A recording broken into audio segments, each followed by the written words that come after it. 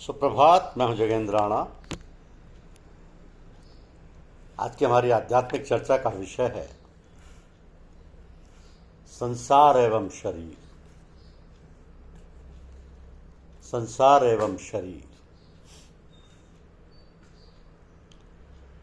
संसार एवं शरीर से सुख शांति पाने की मधुर आकांक्षा लिए मानव अनंत काल से भटकता चला जा रहा है।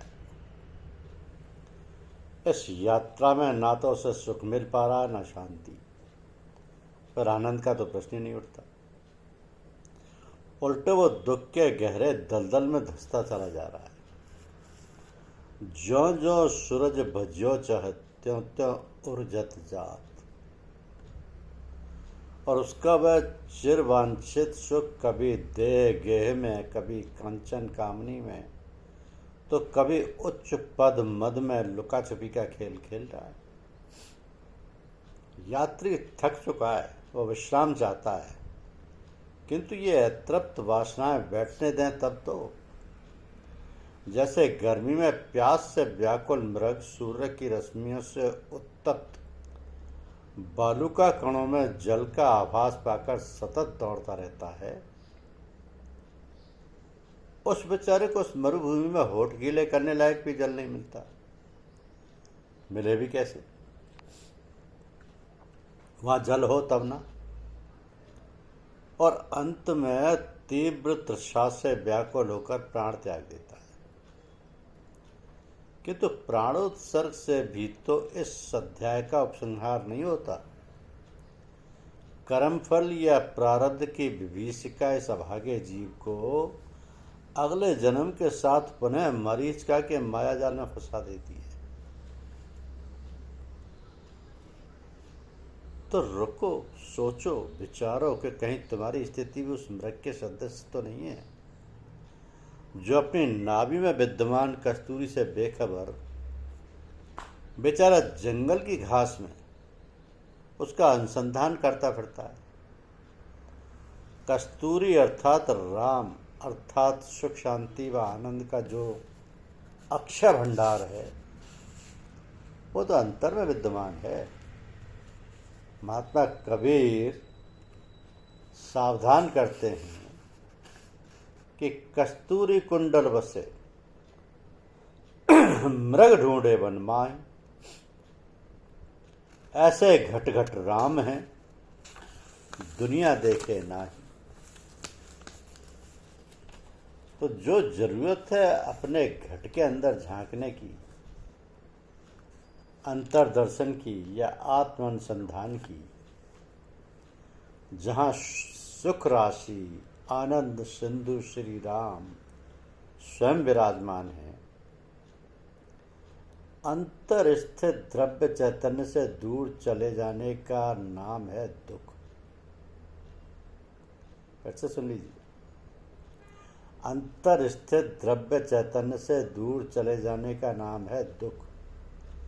जीवन की समग्र व्यथाओं का एकमात्र कारण विषय प्रपंच में बिखरी हुई चेतना की धार को सब ओर से समेटकर हृदय बिंदु पर केंद्रित करना ही अंतर यात्रा का प्रथम सोपान है। जिज्ञासु को अंतर्दृष्टि का यह प्रशस्त पथ किसी संत सद्गुरु की कृपा से बड़ी सरलता से उपलब्ध हो सकता है, किंतु संत सद्गुरु का दर्शन अत्यंत दुर्लभ है। जब करुणा वरुणालय प्रभु जीव पर अनन्य कृपा करते हैं, तब ऐसे विशुद्ध संतों का सत्संग प्राप्त होता है। पूज्य गोस्वामी तुलसीदास जी महाराज अपने दिव्य ग्रंथ रामचरितमानस में कहते हैं कि संत विशुद्ध मिलहि परिते ही, चितवहि राम कृपा कर जेहि। वो देश धन्य है जहाँ ऐसे निर्मल संत विचरण करते हैं, और धन्य है वे लोग जिन्हें ऐसे समर्थ सद्गुरुओं का सानिध्य एवं वरद हस्त प्राप्त है। परम पूज्य गुरुदेव जी के ये आशीर्वचन अनंत काल तक अनंत सत्ता के दिव्य बीती को आलोकित करती रहें और करती रहेंगी। ये उस समय की बात है जब हमारे परम पूज्य पूर्ण धनी महात्मा जी श्री रामचंद्र जी महाराज फतेहगढ़ वालों से कुछ सत्संगी लोगों ने प्रार्थना की कि हम लोगों की यानी सत्संगियों की एक ऐसी पोशाक होनी चाहिए जिससे जहाँ भी कोई मिले तो पहचान ले कि ये सत्संगी है। तो महात्मा जी ने बड़े ही सरल ढंग से उत्तर दिया था कि ऐसी किसी प्रकार के ड्रेस या पहनावे की आवश्यकता नहीं है। हम लोगों का सत्संगियों का व्यवहार, आचार और विचार ऐसा होना चाहिए जिसे देखकर ये समझ लिया जाए, पहचान लिया जाए कि ये सत्संगी है और आपस में बड़े प्रेम और आदर सत्कार से मिलते जुलते हैं। इस प्रकार श्री महात्मा जी ने बतलाया और ये समझाया कि सत्संगी कैसा होना चाहिए। जो सत का संग करता है वो है सत्संगी। अब सत क्या है? सत्वान है जो सदा सर्वदा एक रस रहता है, जिसमें कभी कोई परिवर्तन नहीं होता, जो सदा से है और सदा रहेगा। तो जिसकी सत्ता से समस्त जीवन का अस्तित्व है, जो अजर अमर अविनाशी है, तो ऐसा सत्संग कहाँ मिलेगा? ऐसा सत्संग दुर्लभ अवश्य है, किंतु जो खोजी हैं और जिन्हें जिज्ञासा है,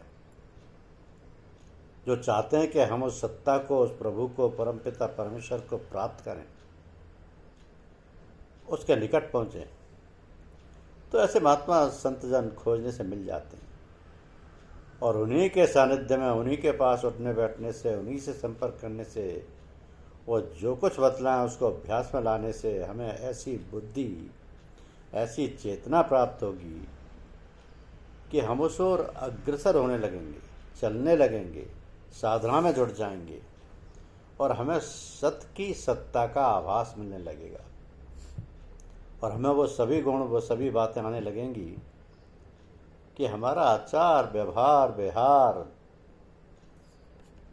सभी कुछ ऐसा बन जाएगा और तब हम सत्संगी कहलाने के अधिकारी हो जाएंगे।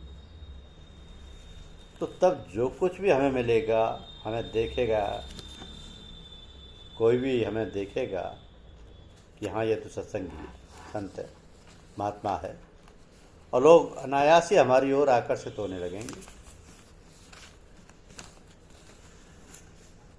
एक दिन ऐसा आएगा कि एक बड़ा सत्संग, एक बड़ा समूह, एक महान संगठन, एक सभ्य समाज बन जाएगा, जहाँ पर सभी नर नारी आकर अपने को धन्य समझेंगे, अपने आप को, अपने बाल बच्चों को लाएंगे। यहाँ पर तो मानवता साक्षात अपना रंग जमा रही है और एक ऐसा समाज है जहाँ हमारी सारी शंकाएं, सारी बाधाएं मिटकर एक शांति और अद्भुत आनंद का संचार हो रहा है। हम एक अनोखी दुनिया में पहुँच गए हैं जहाँ से आने का, हटने का जी ही नहीं चाहता है। तो तनिक हम लोग इस बात पर ध्यान दें, विचार करें और अपने आप को देखें कि हम कहाँ हैं, कैसे हैं, क्या हमारी दशा है, हम क्यों आपस में तनिक तनिक सी बात पर लड़ते झगड़ते हैं, आपस में ईर्ष्या द्वेष रखते हैं। इससे तो पूरी तौर से स्पष्ट है कि हम सत्संग नहीं करते हैं, हम केवल दिखावा करते हैं और हम अपने बड़ों की हंसी उड़ाने का काम करते हैं। सत्संग करने से तो हमारा आचार, विचार एवं व्यवहार बदलना चाहिए, आपस में मातृभाव, प्रेम और सद्व्यवहार आना चाहिए। तो क्यों नहीं आता है? इसका कारण ढूंढना चाहिए। अपने को और अपने सत्संग को जगह सही से बचाना चाहिए। हमें जागरूक होना चाहिए, चेतना चाहिए कि हम क्या कर रहे हैं, क्यों अपने जीवन को नष्ट कर रहे हैं, अन्य लोगों की दृष्टि में अपने को हीन और सदाचार विहीन बना रहे हैं। सोचो, समझो और अपने आप को सुधारो, बदलो एवं सत्संग का प्रभाव अपने में लाने का अथक प्रयत्न, प्रयास करो। यहाँ ये कोई कठिन कार्य नहीं है, तनिक से और ध्यान देकर अभ्यास करने की बात है। थोड़े प्रयास से ही हमारा सब कुछ बदल जाएगा। केवल सत्संग की बात है। ठीक प्रकार के सत्संग से हमारे अंदर समर्पण की भावना आनी चाहिए। सत्संग से क्या नहीं हो सकता है? मनुष्य से देवत्व और देवत्व से ईश्वरत्व की प्राप्ति होती है, किंतु हम पहले अपने में मानवता, मनुष्यत्व के कार्य करें और ये सब सत्संग से ही प्राप्त हो सकता है। हमारे अंतर से जब सत्य की लहर, सत्य की तरंग उछाल मारेगी, अंतर में भरेगी, तब एकदम दशा बदल जाएगी। जहाँ अंतर में शुद्धि और पवित्रता का संचार हुआ कि हमारा बाह्य यानी व्यवहार बदल जाएगा, सुधर जाएगा और हम सच्चे रूप में मनुष्य बन जाएंगे। धन्यवाद।